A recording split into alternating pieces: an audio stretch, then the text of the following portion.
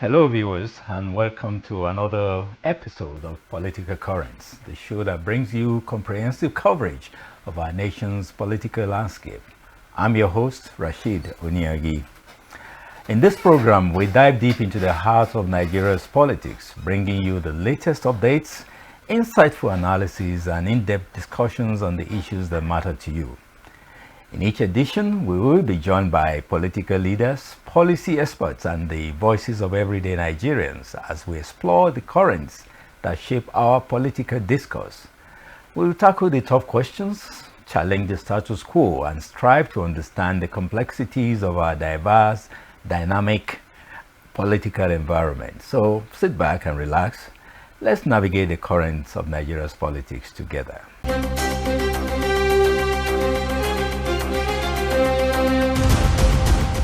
Welcome to the program. June 12 is a significant day in our nation's history. It's a day we remember the 1993 elections, widely regarded as the freest and fairest in our political history. But it's also, June 12 is also a day we remember the struggle for democracy, the sacrifices made, and the illustrious Nigerians who stood up for our nation's democratic ideals. We will be discussing this tonight, and to discuss this with me, we are privileged to have a special guest with us. He is the Senior Special Assistant to the Kogi State Governor on Youth Affairs. He is a member of the Governing Council of the Federal College of Education Technical, Bichi, Kano State, and a member of the 2023 APC Presidential Campaign Council. He is a young stakeholder in the governing party and the national convener of the Bola Tinubu School-to-School program, which was founded to support, advocate, and strive for a complete overhaul of the education system in Nigeria. Let me introduce you to Malam Shehu Atta. There's a story behind his name, which he has not yet permitted me to say. But welcome to the program. Thank you so Honorable. much. I forgot to add the prefix Honorable. By virtue of his stellar contribution to youth development, not just in Kogi State, but in Nigeria, as you can see it on his face. I want to ask him his age because I'm still a young one, though. well, according to the United Nations life yes, at 60 you're a youth, and I hope you will do something about our parties always appointing 65-year-old members as the national youth leader of the party. I'm so happy to be here this evening with you, and I know that we're going to have a very interesting discussion. As a matter of fact, we know that our political leader, our president, he's an advocate for youths in government. Yes. And if you see his cabinet thus far, he's the first president we ever have in the history to appoint a very young woman, coincidentally from your state, Kwara State, as the Minister for Youths, and and he has as well appointed so many other young people in government. And I believe this space is being opened up for young people to participate. And this is not far-fetched from the struggle itself, because it was the struggle of June 12th that gave birth to what we all are benefiting today and what we're about to discuss this evening. We will come to that. And what you said about the youth is especially, it stands to the credit of the president to actually be that much of a youth conscious leader. And it really speaks to the very core of our national existence, that Nigeria happens to have one of the largest density of youth per capita in the whole of Africa, if not the world. Yet we don't tend to have youth in key positions in the decision-making structure. You might even use this against the president himself, but that's not what we are here for. And a lot happened that calls attention to the need to have more youth making decisions for this country. Unlike the last president who invented the term lazy youth. I'm really happy that you are here, because it actually makes it gives a lie to that assertion that the youth are lazy. If you give them something to do, they generally will rise up to the occasion. You are welcome to the program. Thank you so much. Well, talking about June 12, I don't want to say we all know how it came to be, but what is important for me is that Nigeria has embarked on a democratic journey since 1999, and it is 25 years today that we have started that journey. I remember when I was 25 years old, I was lying on my bed that day, and as with every youth, you tend to take stock of your life. And I was listening to the lyrics of Jimmy Cliff's album, Sitting in Limbo.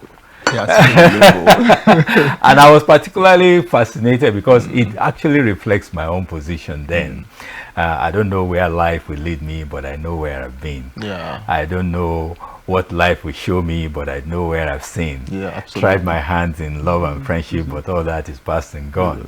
This little boy is moving on. And I try to apply that to Nigeria's situation. You could say, and a lot of people will not disagree, that we are still trying to find our feet. We are basically in limbo, But the good thing about limbos is that you can't decide where you want to go.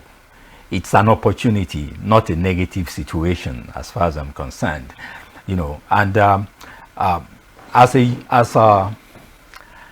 a youth who grew up at the time when Nigeria's Second Republic was active.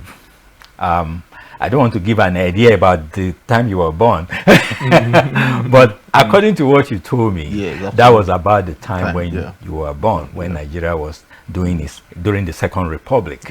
And as a matter of fact, I promise I won't say this, you are named after Shehu Shagari. Absolutely, that's actually the story behind my name. I was coincidentally, my uncle was the governor of Kwara State then. Yes. And my mom was pregnant for me all through the electioneering campaign for my uncle, Alhaji Adamu Atami, so rest in peace. And I'll give you the stories though. Okay. So, and when they got into government house was the period I was born, and my uncle, my own father, was one of his favorite younger brothers. So when the news of my birth came and they put up a phone through to my father, coincidentally it was the sitting governor that picked the phone.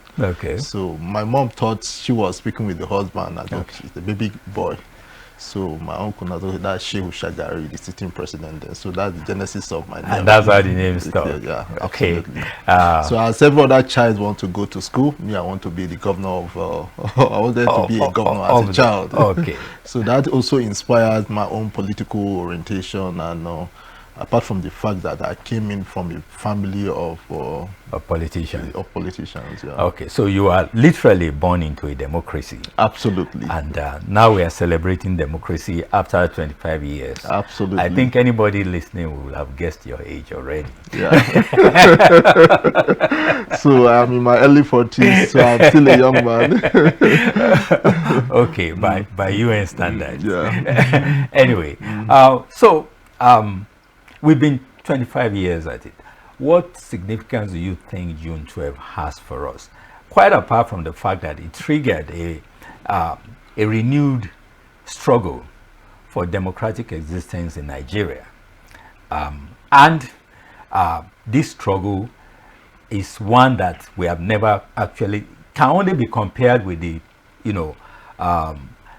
pre-independence, the independence struggle that was launched by illustrious Nigerians like Chief Obafemi Awolowo, Chief Anthony Enahoro, and the rest of them. They were actually as old as they were pre-June 12.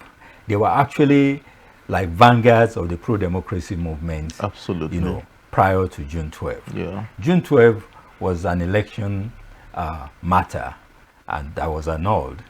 And of course, after the election was annulled, it provided the necessary trigger for renewed activity to restore democracy in Nigeria. How? Because I think at that time you will have grown up quite considerably. How do you see that time of our existence in Nigeria? Thank you so much. This is a very remarkable question, because you cannot talk about June 12 without going back and looking at our the struggle for democracy in Nigeria. When you look at the First Republic, it ended in a watershed, that led to the coup, and the Civil War, Then the second time of trial was in 1979, where we had the late President Shehu Shagari. Then the next trial was then overtaken by the military era. Then the next trial was at the Third Republic, where we have June 12, and everything that went down after June 12. People have paid the price for the democracy we are enjoying today. And among those people that actually fought for this democracy we are enjoying today is the current sitting president. And so many lives were lost. And the winner of that election, what has been termed in Nigeria, what we know as one of the most fairest election in this country that we have ever witnessed, was Chief MKO Abiola. But we all know the history behind that June 12. So the election was annulled. The struggle went into struggle. Our fathers, the like of the president, we have Chief Gani Fawemi, we have Professor Wole Soyinka, so many of them, Shehu Sani, so many of them that participated in this struggle, so that gave birth to the democracy we are enjoying today. So we cannot talk about our democratic system of governance without giving that June 12 the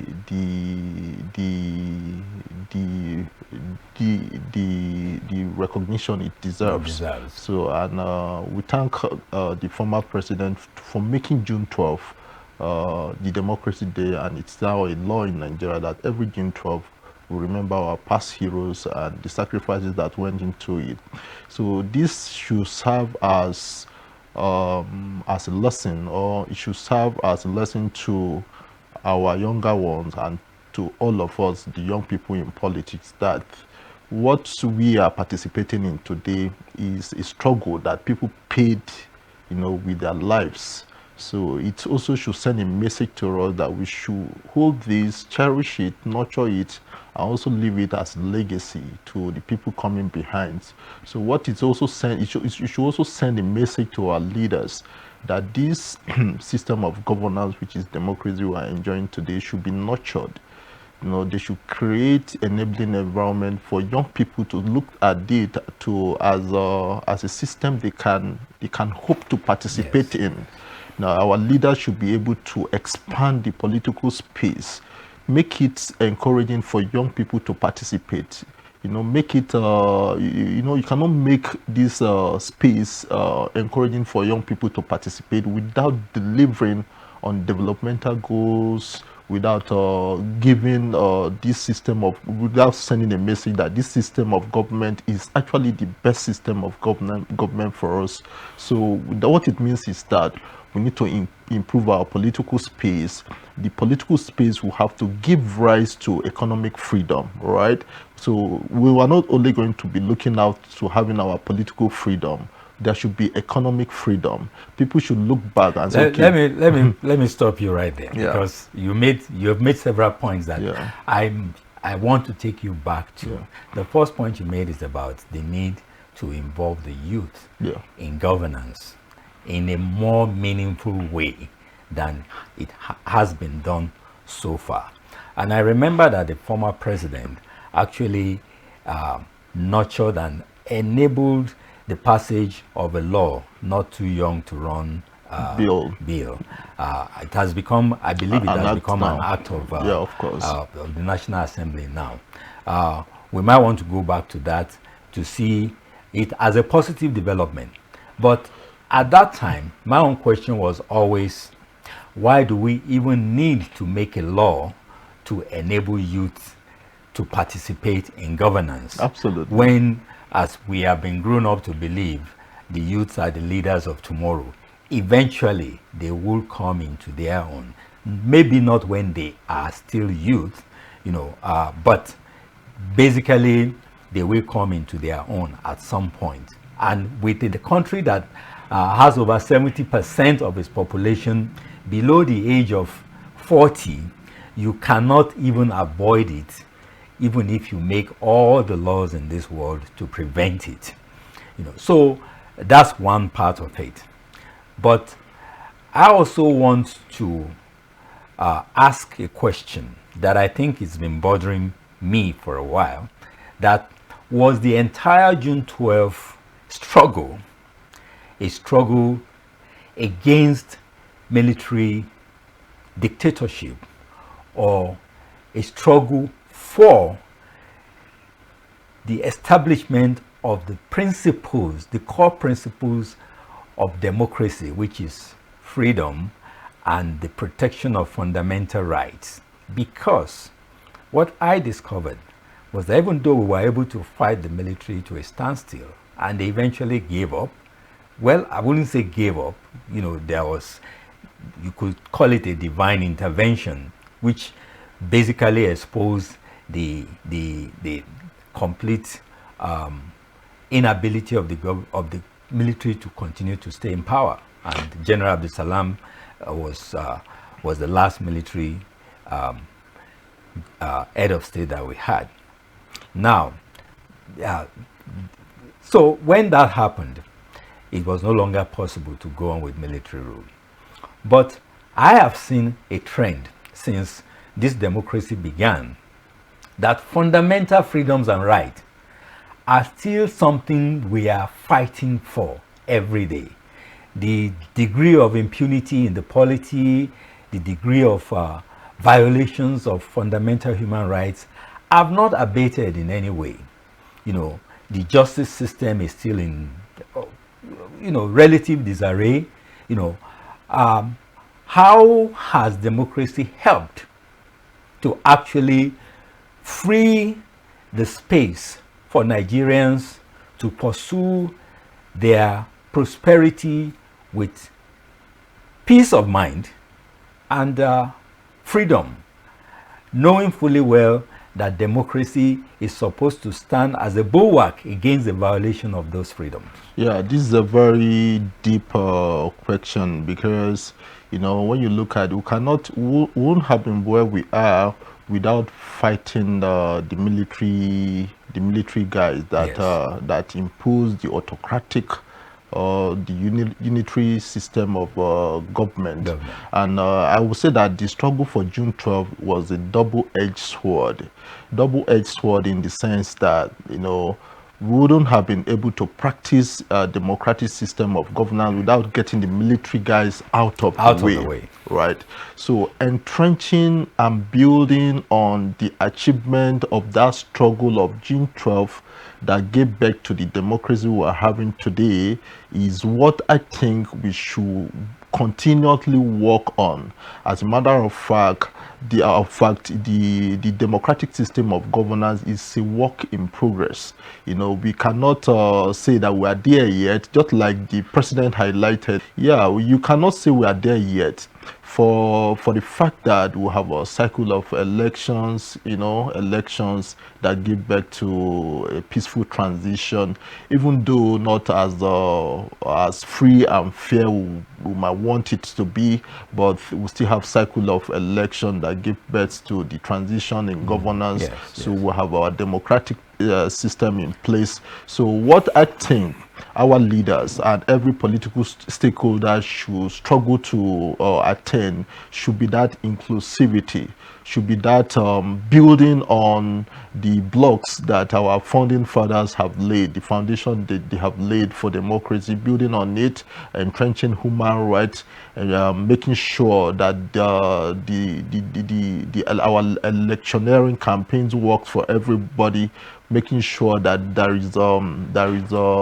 is legitimacy in our processes of election, entrenching human rights, making sure that the people, when you come into an office and you come with a manifesto, you keep to your promises in terms of governance, making sure that you deliver the dividend of the system of government to the citizen, and making sure that there is separation of power between the executive arm of government, the judiciary, and the legislature. Like you highlighted in the course of the discussion, you made mention of the bill not too young to run. If we're actually in a system that that allows for people to display their talent, their capacity, their ability to deliver onto social promises, we don't need that. Yes. We don't need that. So I will say that our democracy is a work in progress. The media, like you are doing here, you have a role to play. The political actors and the stakeholders have a role to play. The people that have the custody of our institution, the judiciary, the INEC, the politician, the political parties, they have their own role to play. How democratic is our political parties? Because it is our political parties that provides the candidates that stand for election. When we go into primary election in our political parties, how democratic is the primary election processes? Are we throwing up candidates through an autocratic system, or we're actually throwing up candidates by political parties? You're asking that as a question. I expect that you will tell me. So what I'm saying in essence is that how exactly is our political party throwing up candidates? So I'm here today, for instance, to encourage us, because like my participation in politics was a personal choice. So we should be able to, you are playing your role as a media person, so we should be able to advocate to our young people that instead of spending 70% of our time on social media criticizing government, we should participate, because the more we expand the political space for the younger one, brilliant people to participate in it, so gradually, one step at a time, the system will begin to improve. And okay, I can agree. I can agree with you on all of the points you've made here. Now, I mean, look at the United States. It's been practicing democracy for more than 200 years. And today, when you look at the whole system, you start to wonder, are they really democratic in any way? But now let me face you with an irony. Okay, how is it possible that a military organized election that brought in, you understand that the then President Babangida set up the option A4, I think, in which, in fact, you have to start contesting for president from the ward level, right up to the national level.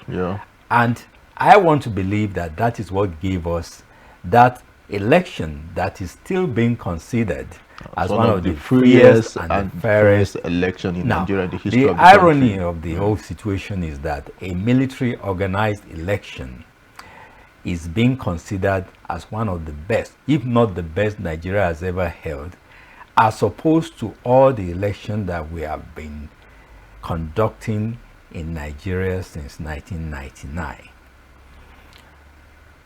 And this leads me to a point. Should we really blame the military for all our woes? Wasn't the military actually quite capable of giving us what a democracy can give us? I'm not asking you to tell me that dictatorship is an option. Some Nigerians in frustration have advocated for a return to military rule during this same democratic dispensation we've been enjoying, out of frustration that democracy isn't actually delivering the dividends that we, the people, are aspiring or hope we will get from the democratic system itself. Yeah. Why is there such a prevalent sentiment that democracy isn't working for Nigeria? Yeah, if you go back a little bit backward, like you have highlighted, soon after June 12, 1993, we went back into the military era. Yes.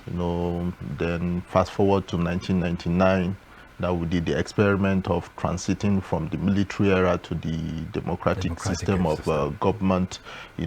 Most of the people that actually participated in the struggle, if you look at the caliber of people that joined politics in 1999, most of them were not even in the picture, in the ballot. Like, it was most of the military guys that moved their khaki and wore the abada back. So most of those people that actually participated in the struggle were not part of the initial individuals that participated in 1999 transition. It was late because they didn't really believe that the military were willing to transit, power, yes. to leave power. So it was after the 1999 to 2007, 1999, 2003, 2007 transition that Nigerians begin to believe that, okay, actually we're actually back into the democratic system. But by that time, you see people like the likes of them, Sheikh Husani, the likes of so many people did not believe that the experiment, the democratic system of governance experiment, were going to work, that the military guys were not going to hijack the system again.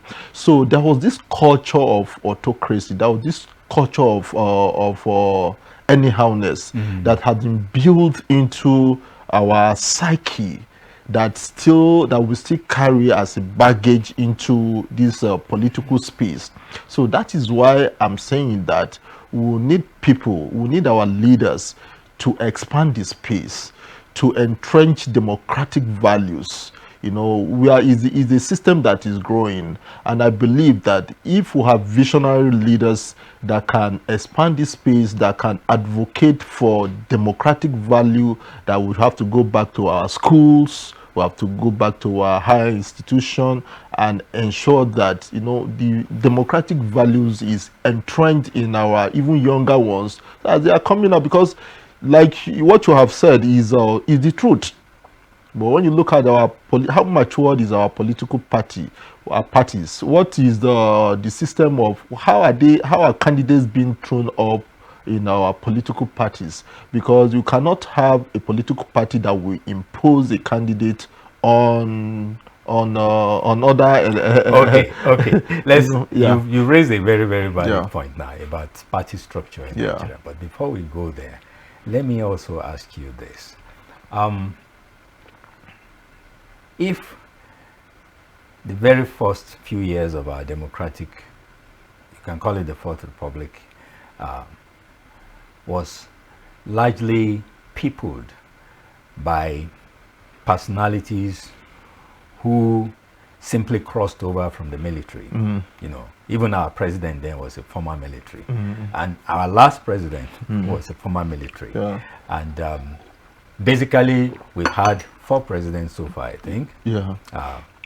Former President Obasanjo, Yaradua, President Goodluck Jonathan. Sandwiched between Obasanjo and President Tinubu, we have 2 basically non-military presidents. President Yaradua did not spend very long in government. So Jonathan. We have President Goodluck Jonathan, who actually epitomizes the democratic values of tolerance, of democratic value of magnanimity in defeat, and was willing, didn't even go to court to challenge his defeat. He conceded defeat to President Buhari, and for that Nigerians had the chance to see democracy at work. But when you mentioned all this required change of mindset, are you actually making reference to a restructuring of the entire political system while still holding that democratic umbrella over the process? Because this is important, because concomitant with the celebration of democracy, we also started talking about restructuring. And we've talked so much about it that I'm beginning to believe that it is something that Nigerians also want along with democracy. A very good question. It has been said that the constitution we operate today actually entrenches the autocratic mindset of the military and gave federal government too much power, and by extension the president has too much power, and that the only way out for democracy to actually flower in Nigeria is for the federating units to have complete autonomy. If we are going to be like the US, on which our constitution is modeled, only the powers of the federal government should be defined in our constitution. Every other power belongs to the federating units. Yeah, do you think that is how far we must go to really say we are a democratic country? Yeah, this is a very good question, because the response I'm going to give you here is my personal opinion. It's not an opinion of any political affiliation. This is a Shehu Atazo opinion. As long as Nigerians will continue to look at this entity as a national cake to be fought to have your own slice of the cake, I doubt if we will really go far with this experiment we call our democratic system of governance. You agree with me that the period between the 1960 and 1966 was the period we have our finest in this country to ever lead us, and that is the period the regions were actually very functional. That was the period we'll have the cocoa house in the southwest. That was the period we'll have the granite pyramid in the north. That was the period every region of this country has something that they can point to as the areas of their competitive advantage, if I'll put it like that. So what that period message that period sends to me as an individual is that was the period we'll have the finest of Nigeria at its play. Because if we could be if we could be that productive in that era, that even before the discovery of oil, Nigeria was ahead of its game. Right, our currency was even stronger than the pounds and the dollars. Right, so what it says to me that is a structure that we need to go back and revisit, because what that structure takes away from all of us is that this our fixation at the federal, that if the light is not up in Kogi State, everybody will be calling Asiwaju. If the labor goes on strike in Kogi State, everybody is calling Asiwaju. If there is a bandit attack in Zamfara, everybody will be calling Asiwaju. So what are the local governments doing? What are the state government doing? I think the structure of governance that will now bring that will allow us to look inward and actually explore our potentials as individuals, as a country, or as region, is that regional system of government. And this is a matter of personal opinion. But how possible, assuming that it's not even a personal opinion now, it is a necessity for the survival of our democracy? Absolutely. How do you even think it will be possible? Because effectively now we have 36 power centers in Nigeria. As states. Which states are states? Which states do you think we want to merge into another? Or should we go the way of the unrealized 1996 constitutional proposal that actually created the 6 geopolitical zones with 6 vice presidents who will now be president in a rotational arrangement. But how do you think it will be possible to roll back the clock? I'm not talking about going back to the old anthem now. How do you think we can roll back the clock to that point where we can have a modern version of the regional system, however we may want to design it? But I think if we don't do it, how do you think our democracy can survive this experiment? I think this exercise cannot be done without having a constitutional reform or is the constitutional issue that will have to be dealt with constitutionally.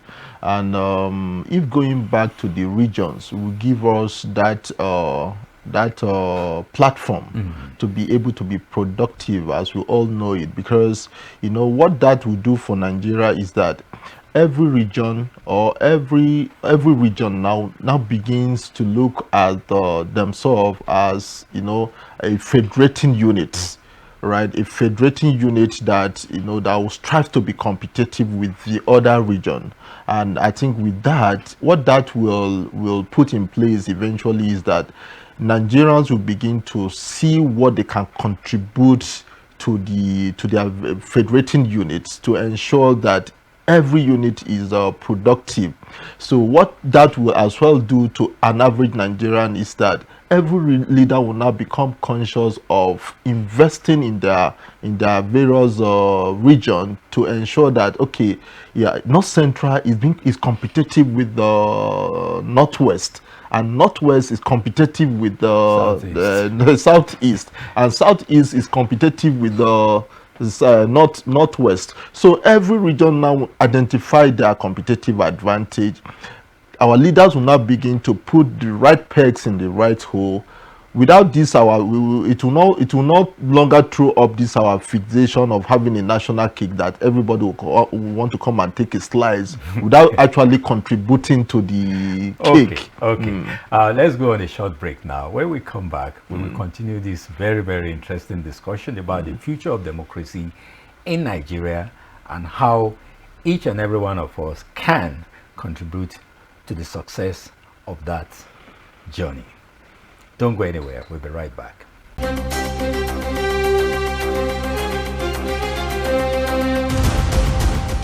Welcome back, and you're still watching Political Currents on Rapid TV.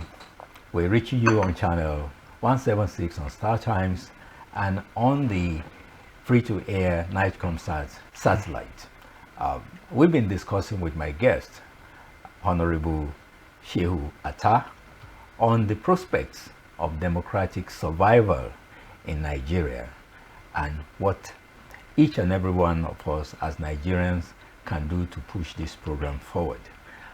He has been concentrating much of his attention on how we can bring the youngest blood in Nigeria to infuse vigor into the democratic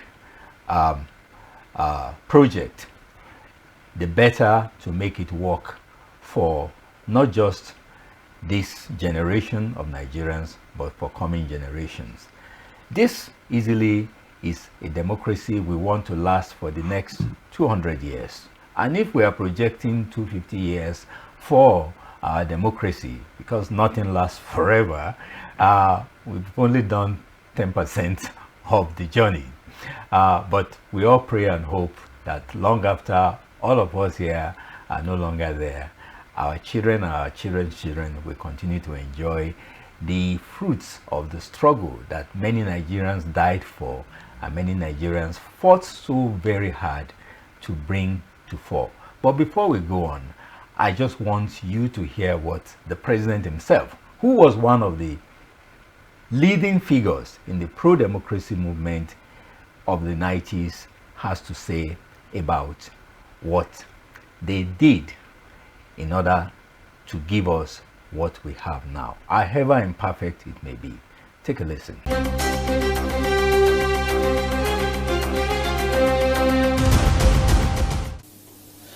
in rising to strongly oppose the arbitrary annulment of the will of the majority of Nigerians as expressed in that historic election. The substantial number of our people who participated in the struggle to annul the election signified their fierce commitment to enthroning democracy as a form of government that best ennobles the liberty, the dignity of individual, and integrity, as well as the stability of the polity.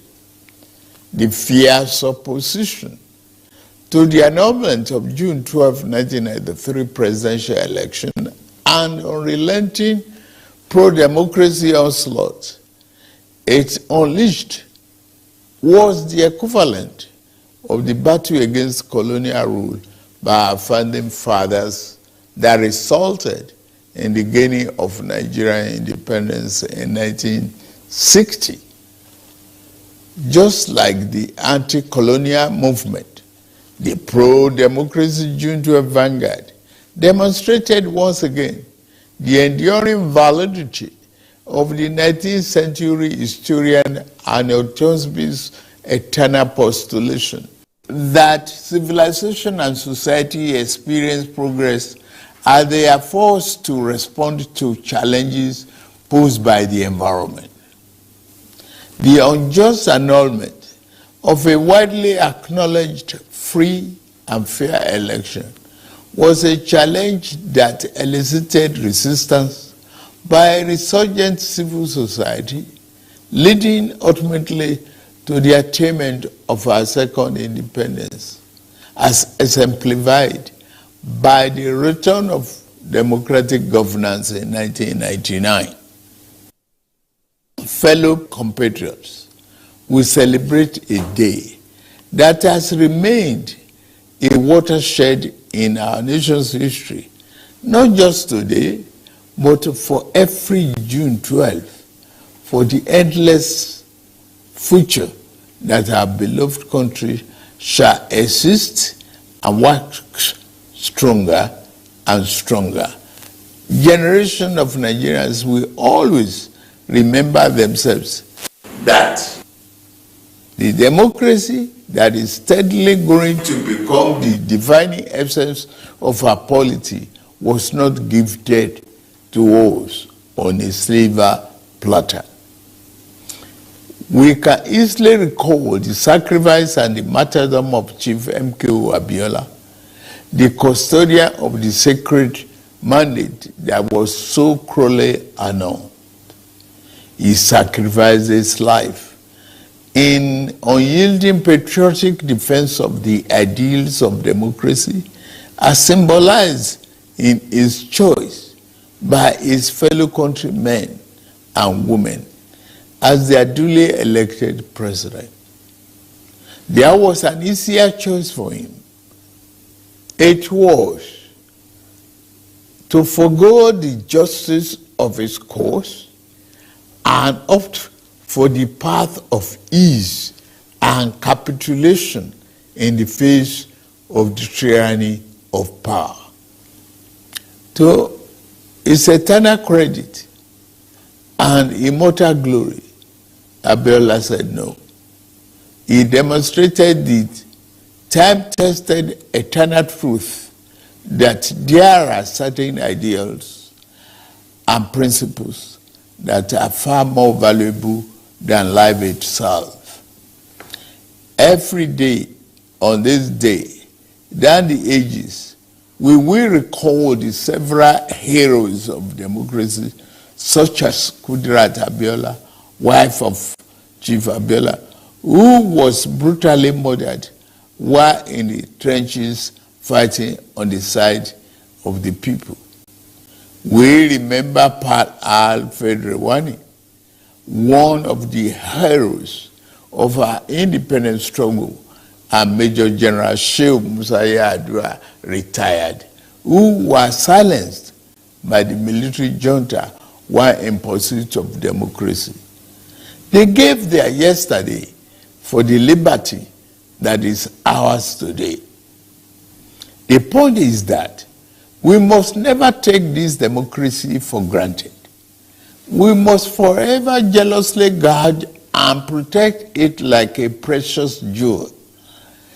For a people can never truly appreciate the freedom and the right democracy guarantees them until they lose it.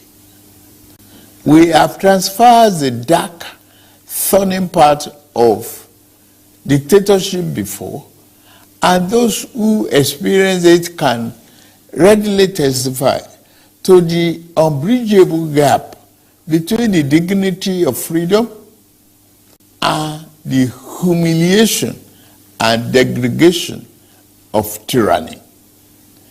True, yes, rancorous debates, interminable wrangling, ceaseless quarrels, bitter electoral contestations may be perceived by some as the unattractive feature of democracy, but they also testify to its merits and value.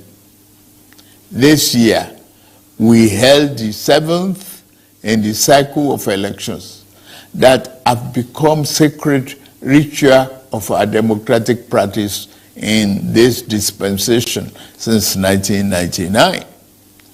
That the polls were intensely contested is in itself positive evidence that democracy is well and alive in our land. It is only natural that even as those who won and experienced victory in various elections are elated and fulfilled, those who lost are disenchanted and disappointed. But the beauty of democracy is that those who win today can lose tomorrow, and those who lose today will have an opportunity to compete and win in the next rounds of elections. Those who cannot endure and accept the pains of defeat in elections do not deserve the joy of victory when it is their turn to triumph. Above all, those who disagree with the outcome of the elections are taking full advantage of the constitutional provisions to seek redress in court. That is one of the reasons why democracy is the best form of government invented by man.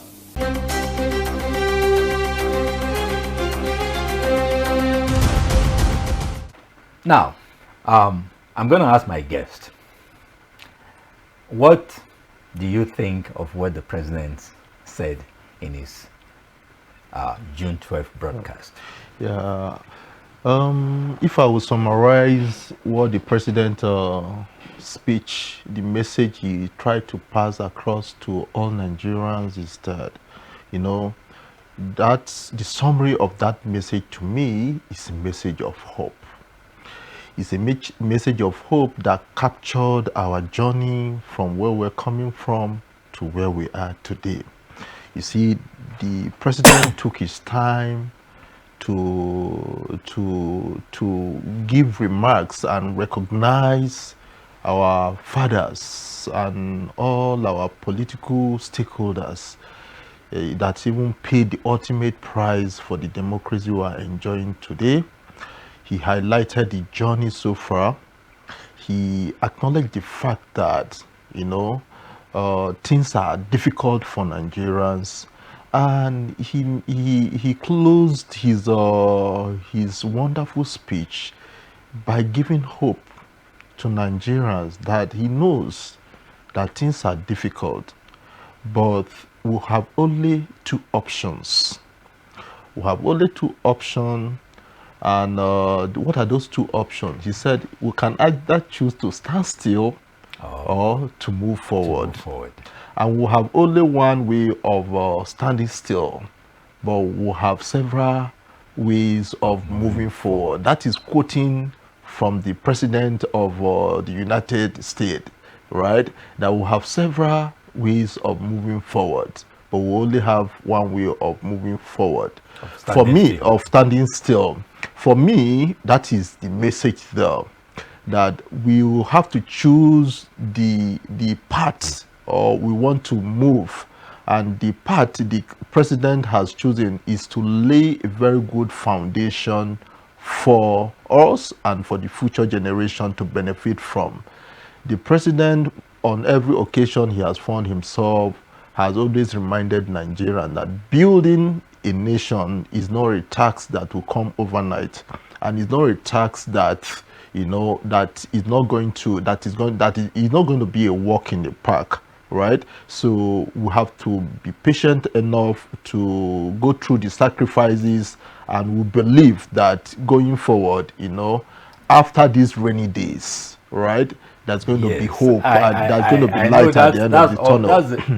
That's a very, very easy thing to say, but not quite something that people who have to buy one tuber of yam for 5,000 naira will easily want to listen to, because the last president too also said that we will have to make sacrifices. But how do you make sacrifices when what you can see with your own eyes is completely the opposite of people making sacrifices? The ostentation that you see by politicians, even there was a time when people were complaining about the president's convoy of how many jeeps, even if it is going to be a symbolic gesture, shouldn't the political elite of Nigeria be willing to show the rest of Nigeria that they are also willing to sacrifice? When I met you this afternoon, you were just walking towards me. I said, please come and park your car in our parking lot. And you said, no, I will just walk. Now that to me reflects somebody who is not just morally humble, but also willing to walk the distance to where he will do what he has to do. Yet, you will hardly see any of our politicians who's willing to come down from his posh jeep to walk through the mud that every Nigerians are stepping into in order to reach a place where a problem needs to be solved. I was privy to seeing a video clip of one of your senators in Kogi State, Natasha Poti, who went to commiserate with people whose houses have been damaged in a flood. But she was dressed in a way that wasn't actually appropriate for somebody who's willing to step into the mud. I'm not saying this against her, but that's what struck me, as there is a complete disconnect between what the political elite says and what they are willing to do to institute the reality that they all claim they want to give to Nigerians by legislating, even if it is laws that will, we are talking about minimum wage now, but how easy will it be for the National Assembly, for example, to say, we are legislating 50% of our salaries away in order to improve the situation of Nigerians, so that whatever you can contribute from that point, we will contribute. How willing? Because democracy requires sacrifice. But the president is asking Nigerians to make the sacrifice. But where the sacrifice has to begin, is it not with the political elite himself? Even the president himself should be willing to sacrifice. So I will answer this question by saying that for all political stakeholders, starting from the president down to even the grassroots level, to the ward leaders, to even the unit leaders, I think there will have to be paradigm shift. Paradigm shift in the sense that we will need to begin to inspire hope. Inspire hope in the sense that this democratic system of government we are practicing today is actually going to work for Nigerians, which is the government of the people, by the people, for the people, right? So if this government of the people, by the people, for the people is going to work for Nigerians, our political elites, our political leaders will begin to inspire hope. How do we begin to inspire hope? Is by bringing the dividends of this democracy to work to show that, okay, we can create infrastructure, we can actually lift people out of poverty, we can actually improve on our productivity, we can make our schools work, we can make our schools functional, we can make our hospitals work, we can have our economy to be productive. And this cannot be done without we just having a very few segments of the elites benefiting from the system of government we are preaching. So if we cannot democratize the dividends of democracy to the extent that every household can begin to the system of government will begin to inspire hope to every household, to people on the street, that is the only way we can create acceptability. If we have a system of government that is not accepted by the majority of Nigerians, what it will result to is that there's going to be voter apathy. So when we now have a president being elected by just maybe 10% of the population of the electorates, that means it is not the majority of people that have given their mandate to the leaders. So while the only way we can prevent voters' apathy is that by actually bringing the dividend of this system of government to people to feel in their various homes, in their schools, in their places of work, by their paycheck, that they can actually go home and meet their family with a smiling face, that they have actually earned their living, and the living can actually pay their bills at the end of the month. So if this system of government is not going to inspire hope to Nigerians, I'm sorry, it is not going to work. So how is it going to work? The only way it is going to work is by inspiring hope, is by showing that this will work, it will translate into good governance. It is only when it translates into good governance that every Nigerian will begin to see that democracy is actually working for us. And what that can create is acceptability. What that can create is that it now brings out people on the election day, people will come out willingly to come and cast their vote. It will prevent voters' apathy, and it will create acceptability. Until this can be achieved, I'm sorry, we're not heading nowhere. Okay, but just a mundane question, because I've had this argument with a lot of people. Is democracy synonymous with multi-party system? Because we have seen situations where most people don't believe China is a democratic country, but they do have a system by which they choose their leaders. Yeah. And the people may not be directly involved through the ballot system, but the people are involved, in as much as this system also works for the people. Acceptability. Better than any other country, China has succeeded in bringing so many people out of poverty. Absolutely. Without forcing them out of poverty. The conventional wisdom is that it's an autocratic state with one man rule, which is or rather one party rule. Where I'm leading to with this short elaboration is that if democracy does not work in Nigeria, what are the other options open to us in terms of political structure? Unfortunately, do you think Nigerians will accept a one-party state if it delivers on the dividends that we are claiming democracy is supposed to give us?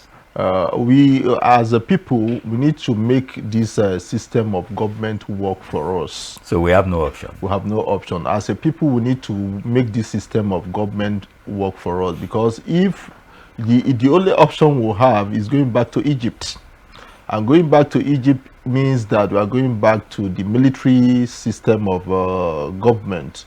and where people will be denied their human rights. But should people not even attempt to contemplate an alternative system if one is not working for them? What if, you know, the people through the ballot tomorrow decided that they want to terminate this experiment? I want to believe that Nigerians at heart are good people, and every average Nigerian you see on the street actually want this country to work. That is why when you go on social media, you see Nigerians are lamenting, Nigerians lament. You know, Nigerians actually want a system that can work for all of us. I think what is lacking in this country is the critical mass of leaders. I would say a critical mass of, why I say the critical mass of leaders is that we need that, it's not just one leader, not just two producing a leader here and there, sprinkles of leaders here and there. We need critical mass of leaders that will come with a consensus that, okay, this country will have resolved to lead this country to the promised land. We have resolved to do things the way it ought to be done, and we have resolved to give mentorship and create the next generation of leaders that can take this country out of the wood and create sustainable system of governance for our unborn generation to benefit from. Until that is done, until our leaders from all regions, whether you are from the northwest, from the northeast, from the north central, from the south, from the southwest, or from the southeast, until we can have leaders either in the National Assembly or in the executive or arm of government to come together to set a new agenda that will set this country on a progressive growth forward, I think the future will be dim for all of us.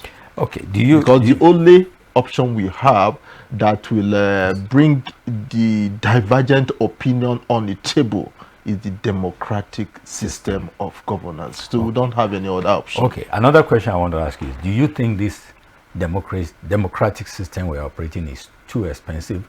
It costs too much. Yeah, if you ask and how do we bring the cost down? Yeah, if you ask me, I think the democratic system of government we are operating actually is very expensive, and that takes us back to where we're coming from. Do we go back to the regional system of government so that people will not be, our leaders or our political leaders will not be fixated at the National Assembly, at the executive arm of government and all that? Do we now restructure our democratic system so that we'll have the regional governments in place and we just have an elected prime minister or the president at the top, and we'll have the prime minister from the region, and we'll have a federating unit? I think we will need, there have to be a national conference to decide on the best form of democratic system of government going forward.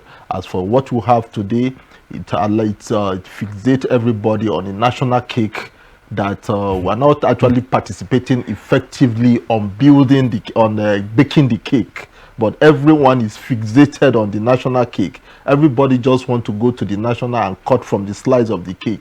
And when you looked at the way and manners appointments are made, every regions want to be well represented to be at the national table to benefit from the national cake. So if we can have a restructure on our system of governance, people will now think productivity first before thinking about the national cake, right? People will want to contribute into building the cake. People will want their region to be competitively at advantage compared to another region. I think there will have to be a rethink, and that is where the media comes in. That is where people like you comes in. You need to shine more light and educate people on the best system of governance going forward.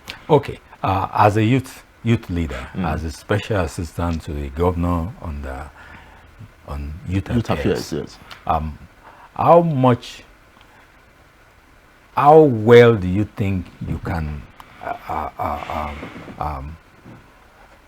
how much effort do you think you can make to actually bring the youth into the mainstream of the governance system to enable them realize this sea change that you are advocating? Yeah, like Quickly now, because we're running yeah. out So of time. like they normally say, you cannot give what you don't have, right? We have invested so much on ourselves in trying to participate in even trying to see how the system runs. Like as a youth leader in Kogi, as the senior special assistant to the Kogi State Governor on youth affairs, like I'm going to focus on education. I'm going to focus on youth empowerment. I'm going to focus on technical and vocational skills acquisition. I'm going to focus on health. If you notice these days, our youth have been so indulging in drugs and anything that has to do with narcotics. You know, we have youths that are not are well skilled, they are under skilled. Most of our youths are out of school, most of our youth are frustrated. So we're going to focus on education, we're going to focus on technical and vocational skills acquisition, we're going to focus on mentorship.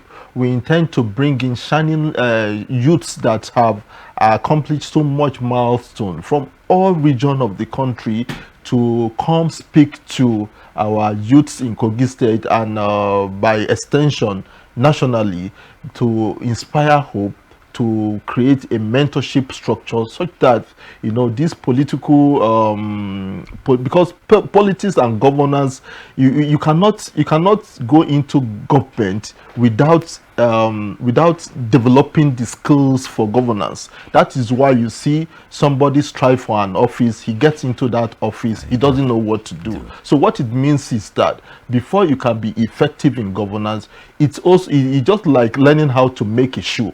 Right, you cannot just you cannot be a cobbler without without learning how to make the shoe.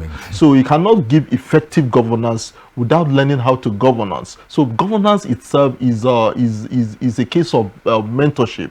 That is why we encourage we're advocating to our political leaders to bring in more young people that are passionate about politics, to mentor them, especially those ones that are good, to mentor young people, so that at the end of the day, our political space can be filled with young people that actually have acquired the skill of governance over a long period of time, that they can as well transit to the other younger ones coming behind. All right, thank you so much, Honorable Shehu. Thank you so much, sir. Well, viewers, you've been listening to the Voice of Youth, and if I may say, you've been listening to the future of this country. Democracy, our democracy is still at a very youthful age, and if anything about youthful exuberance is valid, you may say that our democracy is at the point where it may likely deliver the most dividend for us, but only if we infuse into it those values that actually lead to development. Absolutely. And not to regression. And but in order to achieve that, we have to be, as the president said, patient, willing to sacrifice. Whether this sacrifice will be across the board or not is still very much yet to be seen. But we are living witnesses to the fact that we can sustain democracy in Nigeria for more than 2 decades. The belief before was that if we don't have a military government, we are not going to make any progress. That mentality is no longer valid, and anybody suggesting we go back to that point really won't make any headway in Nigeria. We have tasted democracy and we want it, no matter how imperfect it may be. As the president said, it's a work in progress, and we will work at it. Thank you so much, Honorable, for sacrificing your valuable time to be here with us. And viewers, until next episode of this program, my name is Rashid Onyagi, thanking you for being with us. Thank you. Good night.